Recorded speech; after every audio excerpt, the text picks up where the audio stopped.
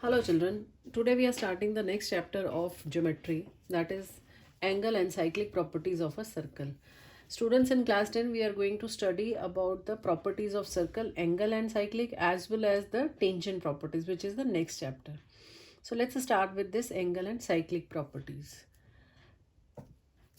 See this, if I am taking this circle, O is the center of the circle and this AB is the arc of the circle. Now arc AB is subtending angle AOB at the center and angle ACB at the circumference. This is in general for any circle I am explaining.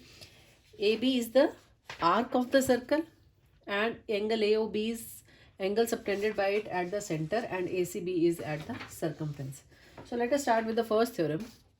It is the angle subtended by an arc of a circle at the center is double the angle subtended by it at any point on the remaining part of the circle.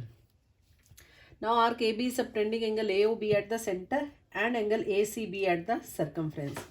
So according to this theorem, we will have angle AOB is twice angle ACB. That is, if suppose angle AOB is 70 degree, angle AOB is 70 degree, then angle ACB will be equal to 35 degrees. This angle will be how much? Half of 70, that is 35 degree.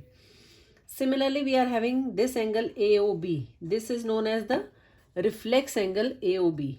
Clear? And this will be twice of angle APB. So the thing is, if arc is on this side, then angle on the circle, any part of the circle will be on the other side of the arc. Or you can say, if I am taking this as the chord, if it is above this angle AOB, then ACB is above it. Similarly, when we are taking reflex and it is on the opposite side of it, and here we will be having angle reflex angle AOB is twice angle APB. So children, if we are having any other point, suppose D point is here, then we are having the same result, that this is equal to twice angle ADB also. So anywhere we can have the point and this angle will be subtended on the circumference. So this is what we are having in the second theorem.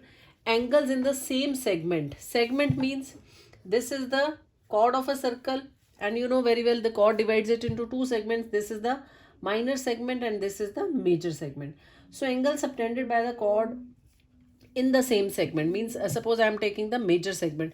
So whatever the angles are subtended in the major segment, all these angles will be equal. If suppose anywhere another point is there, this is point E. So you will have this angle AEB. So ACB is equal to ADB. This is also equal to angle AEB. So any number of angles we can have in the same segment. This was the case major segment. Same goes for minor segment. You will have angle ACB is equal to ADB or any other angles if we are having in the minor segment. So this is the second theorem, that angles in the same segment of a circle are equal. Third theorem is angle in a semicircle is a right angle. Now see, this is a circle. If I am taking AB as the diameter, that means this is the semicircle we are having. And theorem says that angle in a semicircle. Angle in a semicircle means it is starting from the one end of the diameter, touching the circle at any point and reaching the second end of the diameter. This angle will be equal to 90 degree. It's very simple because this angle is 180 degree and angle at the circumference is half of it. So 180 ka half is, this is 90 degree. We can have the point here also. So sorry, this goes like this, angle ADB. Angle ADB will also be equal to 90 degree. Anywhere we can have this point. If this is point E, then this is also equal to angle AEB. So all these angles are 90 degree. The theorem is angle in a semicircle is a right angle. Next, theorem 4 we have is, if an arc of a circle subtends a right angle at any point on the remaining part of the circle, then the arc is a semicircle. Now this is the converse of theorem 3. What do we have? If an arc of a circle subtends a right angle, the arc is subtending an angle of 90 degree. That means we are taking AB arc and it is subtending this angle 90 degree. Then this arc will be semicircle. In this case, AB diameter is not given to us, but it is an arc. And if I am joining the arc on any part of this, like if this angle is 90, that means this AB is a diameter, or you can say this will be a semicircle. Clear? So the theorem is, if an arc subtends 90 degree at any point on the remaining part of the circle, then arc is a semicircle. Next we are having is cyclic quadrilateral. What is a cyclic quadrilateral? If the four vertices of a quadrilateral lie on a circle, like this is a circle, A, B, C, D is a quadrilateral, all its vertices you can see they are lying on a circle, then it is a cyclic quadrilateral. It is one definition of the cyclic quadrilateral. In later on I'll tell the second one in the next theorem. Clear? So if the four vertices of a circle, of a quadrilateral lie on a circle, then it is a cyclic quadrilateral. And the theorem is, the opposite angles of a cyclic quadrilateral are supplementary. That is, A and C are opposite, B and D are opposite. A plus C is equal to 180 degree and B plus D is also equal to 180 degree. Then the converse is, if a pair of opposite angles of a quadrilateral are supplementary, then the quadrilateral is cyclic quadrilateral. That is, if in the question it is given to you that angle B plus D is equal to 180 degree, then you can say that this quadrilateral will be a cyclic quadrilateral. Clear? So another definition of the cyclic quadrilateral is, if the opposite angles of a quadrilateral are supplementary, then it will be a cyclic quadrilateral. Clear? Now the last theorem for this is, the exterior angle of a cyclic quadrilateral is equal to the interior opposite angle. ABCD is a quadrilateral. I have extended the side AB of this quadrilateral. Clear? So BCE will be the exterior angle. According to this theorem, this exterior angle is equal to opposite interior angle. B angle opposite to B was D. So this is exterior and it is equal to opposite interior angle. It can be extended in any direction. Suppose if this is extended like this angle 1 will be the exterior angle, and what will you have? Angle 1 will be equal to angle A. This is the interior opposite angle. So children, these 7 theorems will be used in the questions. You need to practice a lot these type of questions. Using these theorems, we have to find out the missing angles of the quadrilateral. This is all what we are having in exercise 18. Please try the examples also. Let's start. Question number 1. In the figure, O is the center of a circle. Angle OAB is equal to 30 degrees and OCB is equal to 40 degree. You have to calculate how much is angle AOC. Right? This angle we have to calculate. So children, if we have to calculate this angle, you know, in these questions you have to think a lot that what can be done. And we have done a theorem that this angle is twice of angle ABC. This was the first theorem. Angle at the center is double the angle subtended at the circumference. Right? So somehow if we can find out how much is angle ABC, then it is done. We can find out how much is AOC. That will be twice of angle ABC. So in construction, we are joining O to B. Now this has been joined. Now what are we getting? We are having this triangle and this is the second triangle. Now in triangle OAB, OA is radius and OB is also radius. I have written OA is equal to OB because both of them are radii of the circle. If they are equal, so OAB will be an isosceles triangle. OAB will become an isosceles triangle. If this angle is 30, this angle will also be equal to 30 degree. We are having the property of an isosceles triangle that opposite angles of equal sides are equal. So OA equal to OB, therefore angle OBA is equal to angle OAB. Isosceles triangle property. So angle OBA comes out to be 30 degrees. Clear? This much angle is 30 degrees. Similarly, we are going to apply the concept in triangle OBC. We have OB is equal to OC in this, again radii.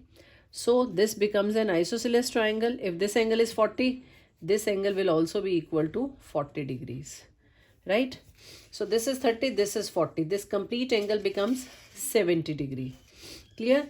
And if this 70, then angle AOC will be equal to 140 degree. See, I have explained it here. We are getting angle OBC is equal to 40 degree. Now angle ABC is equal to angle ABO plus OBC. So it becomes 30 plus 40 equal to 70 degrees, right? Also angle AOC is twice angle ABC. This angle AOC is twice of angle ABC. Give the reason. Angle at center is double the angle at the circumference. So angle AOC comes out to be 2 into 70 is equal to 140 degrees.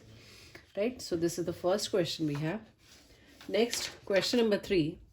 In figure, O is the center of the circle and angle AOB, this angle is given to be 110 degrees. Calculate angle ACO and angle CAO. Right? So the first thing given, we are going to start from what is given to us. Angle AOB is given to be 110 degree. Now children, see this. AB is an arc. This arc is subtending angle AOB at the center and ACB at the circumference. Clear? AOB at the center and ACB at the circumference. So angle ACB is equal to half of angle AOB. Give here the reason. Angle at the center is double the angle at the circumference we have. So angle ACB comes out to be half of 110 and it is equal to 55 degrees. We have got this angle as 55 degree. Clear? Second, we have to calculate angle CAO, which is very simple. Please keep this point in mind because it is used in many questions. Now, this is an isosceles triangle. Whenever the radii of the circles are involved, we will get isosceles triangles. So in triangle OCA, OC equal to OA, radii of the circle. So that gives you what? Angle CAO is equal to ACO. Give here the reason is isosceles triangle property. Clear? So angle CAO comes out to be 55 degrees. Clear? Next, question number 5. In figure, angle ACB is equal to 52 degree.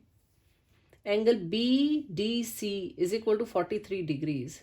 Calculate angle ADB, BAC and ABC. These three angles we have to calculate. First is ADB, we have to calculate this angle. So in these type of questions, you will check that which arc is involved in angle ADB. You can see this is what we are having, angle ADB.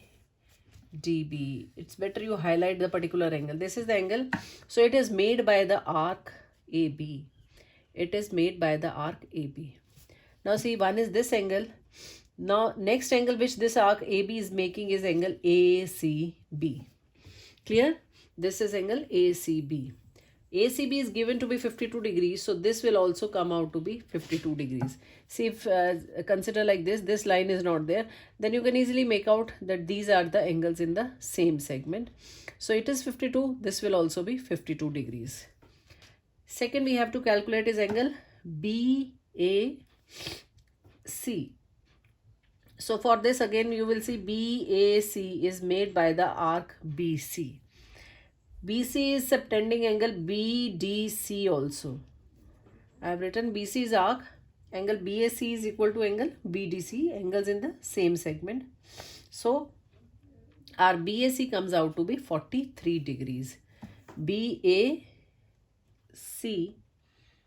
will be equal to, sorry, this BAC, this will be equal to 43 degrees.